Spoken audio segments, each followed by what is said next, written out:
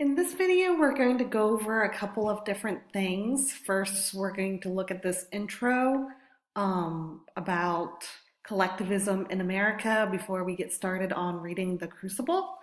And then after this video, and while you're watching this PowerPoint, you're going to do some of your Cornell notes.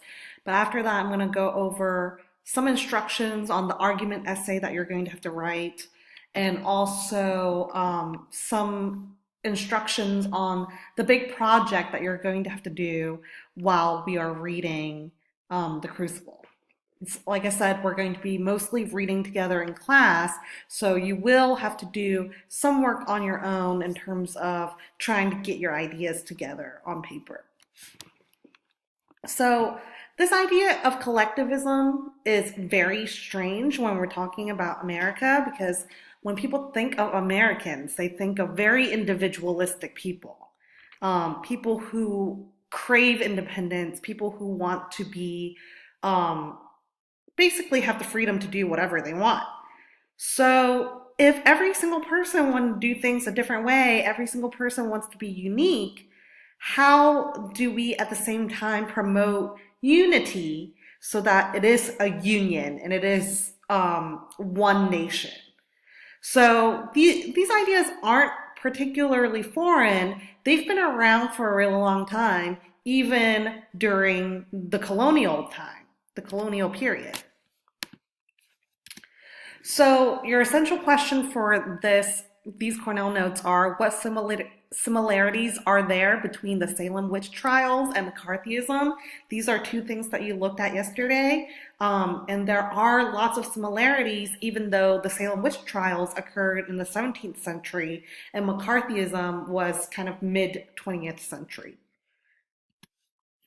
So in order to get to those two particular events that were very traumatic for the American people, first we've got to look at what collectivism is. So a collectivist culture is a culture where the goals of the group is more important than the goals of the individual. So what that means is, it does sound a little bit maybe socialist. But at the same time, it really makes sense when you're trying to create a community where everyone is united by certain goals. All right. If every single person wants to be like the most powerful or the most unique, that's going to create conflict. So how can you kind of like migrate and blend these individuals together so that somehow at the same time they have similarities that they can all cheer for?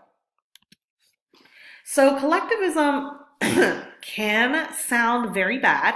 For example, some of these characteristics are not laudable. They're not praiseworthy. So we have like trying really hard to fit in with the group. These are things that were kind of like in even in high school, you'll probably think of things like, oh, don't get peer pressured. Don't let other people tell you what to do, trying to be cool and follow the group. But in this case, collectivism really kind of finds this mob mentality, even though it's very extreme, to be a very useful tool when you're trying to get a whole group of people together to fight for the same goal.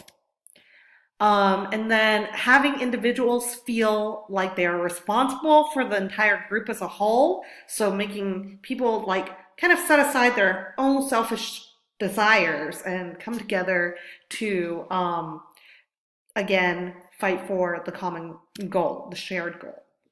Of course, some of the characteristics are a little bit more positive. So we've got like lots more cooperation and solidarity within a collectivist culture, and then finding that the community is successful when individuals contribute to the group and show that they're loyal to this group, that they're not just going to like leave when things get kind of dicey within the group. So all of these things are, it's really hard to say what's a better culture, an individualist culture or a collectivist culture.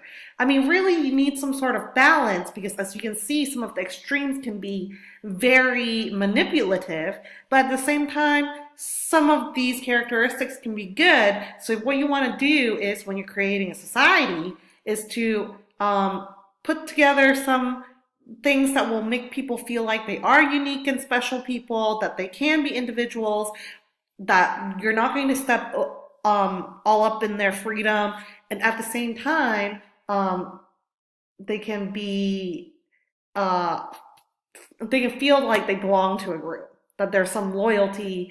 I mean, people are social animals, so they're going to want to find some sense of self in within their societies where they live and within a community. All right. So even before America became a nation, this idea that this new world is so much better than the European world that these Puritans came from, these pilgrims came from, was very evident in the things that people said and in the things that people wrote about. I mean, it's the whole basis of why people continue to want to migrate over and settle and colonize this new world is because they've been told, oh, this is where you can have religious freedom. This is where you can have economic opportunities. This is also where you can see streets that are lined with gold, or like it is a society that all other societies want to model themselves after. Um, for example, John Winthrop called um, the New World the city upon a hill. So, saying that some of these settlements were basically something that other people should find ways, like, and to basically mimic that particular society. Puritans believed in working hard, all right, and especially things that are manual labor. They love that stuff because it shows that you can actually feel the soreness in your body being an example of you having done a good hard day's work. All of these ideas, of course, led to American exceptionalism when the nation came to be. So, this idea that America is a superpower, it is exceptional, it is unique, it is very different from all of the other societies that had come before it. And again, this democracy being in the Constitution being something that a lot of other countries should try to imitate. And all of these democratic ideas, of course, are spread out to places that are, still seen as developing. So, like countries in Africa, some of these democratic ideals are really brought over so that people can model their societies after this one, even though it might not particularly work for every culture. And of course, these ideas are continued to be seen in the 17th century as the settlements became more secure. So we have witch hunts that happened, where, especially in Salem, Massachusetts, where a lot of the outcasts were seen as witches, people who are living in the margins of society.